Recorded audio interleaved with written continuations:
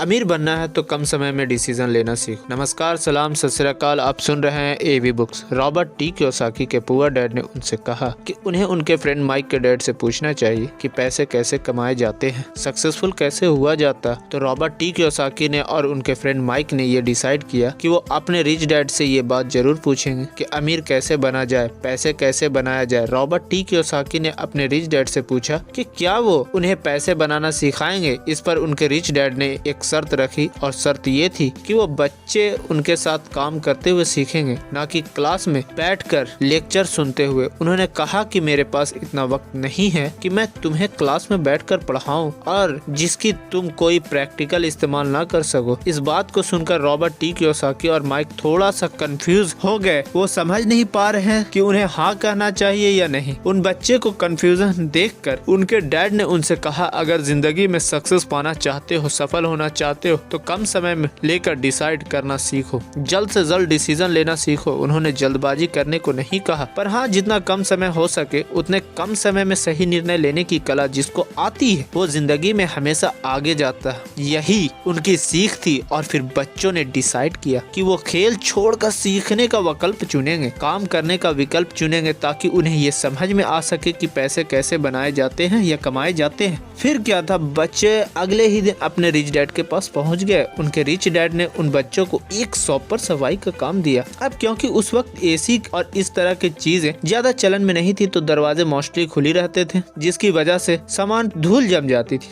और इस काम के उन्हें 30 सेंट मिलते थे। इस तरह से उन्हें एकदम भी पैसे नहीं बचते थे। वो परेशान रहते थे और एक दिन उन्होंने माइक से कहा, मैं काम नहीं करूंगा, या तो मेरी तनख्वाह बढ़ाए या फिर मैं काम छोड़ रहा हूँ। उसके बाद 9 साल के रॉबर्ट टी कियोसाकी और उनके दोस्त माइक उनके रिच डैड से मिलने पहुंचे। रिच डैड के सामने बैठते ही माइक पूरी तरह से रो पड़े और उन्होंने कहा, डैड, आपने कहा था कि अगर मैं आपके लिए काम करूंगा तो आप मुझे पैसा कमाना सिखाएंगे। अपनी तरफ से मैंने पूरी मेहनत की, पूरी ईमानदारी से काम किया है, कड़ी मेहनत की है। इस काम के लिए मैंने अपनी खेल तक की कुर्बानी दे दी और आप अपने वादे से मुकर रहे हैं। आपने मुझे कुछ भी नहीं सिखाया। लोग आपको लालची कहते हैं जो सिर्फ पैसा कमाना चाहता, पर आपने साथ काम करने वालों का बिल्कुल भी ध्यान नहीं रखता। मैं एक छोटा सा बच्चा हूँ और आप मेरे साथ ऐसा बर्ताव नहीं करना चाहिए था। रिच डैड ने कहा, पर मैं तो तुम्हें काम सिखा रहा हूँ। रॉबर्ट टी कियोसाकी कहते हैं कि उस वक्त वो गुस्से में थे तो उन्होंने पूछा कि आप मुझे कुछ नहीं सिखा रहे, बताइए आपने मुझे क्या सिखाया। या कुछ भी नहीं, आपसे सीखने के लिए मैं बस चंद सिक्कों में काम करने के लिए तैयार हो गया था और उसके बाद आपने मुझे बात तक भी नहीं की। मैं आपकी शिकायत सरकार से करूंगा। हमारे देश में भी बाल श्रम कानून है, आप तो जानते ही हैं। मेरे पुअर डैड सरकार के लिए काम करते हैं। इस बात को सुनकर उनके रिच डैड ने कहा, शाबाश, अब तुम उन लोगों की तरह बोल रहे हो जो कभी मेरे लिए काम करते थे, या मैंने उन्हें नौकरी से निकाल दिया या फिर उन्होंने खुद ही नौकरी छोड़ दी। रही बात तुम्हें कुछ सिखाने की, कौन कहता है कि मैंने तुम्हें कुछ नहीं सिखाया। पिछले दिनों जितना तुमने काम किया जरा सोच कर देखो, क्या सीखने का मतलब केवल भाषण देना या बातचीत करना ही होता है? इस तरह से तो तुम्हें स्कूल में सिखाया जाता है। जिंदगी में कोई तुम्हें भाषण देकर या बातचीत करके नहीं सिखाएगा।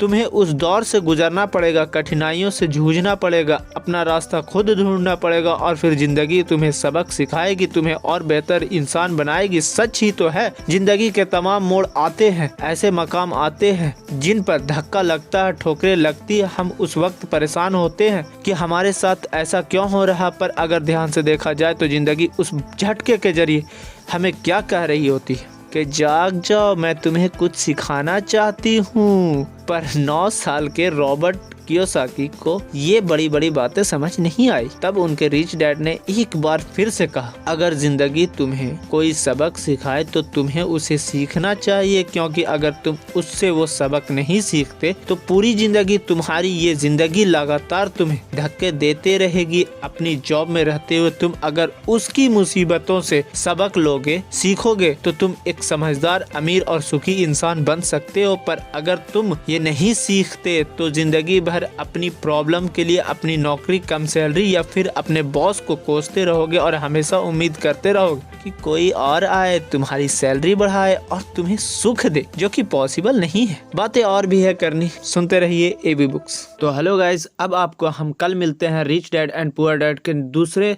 एपिसोड में। अगर ये चैनल आपको अच्छा लगे तो प्लीज़ सब्सक्राइब कर दें, और बुक समरी आपको अच्छा लगा तो प्लीज़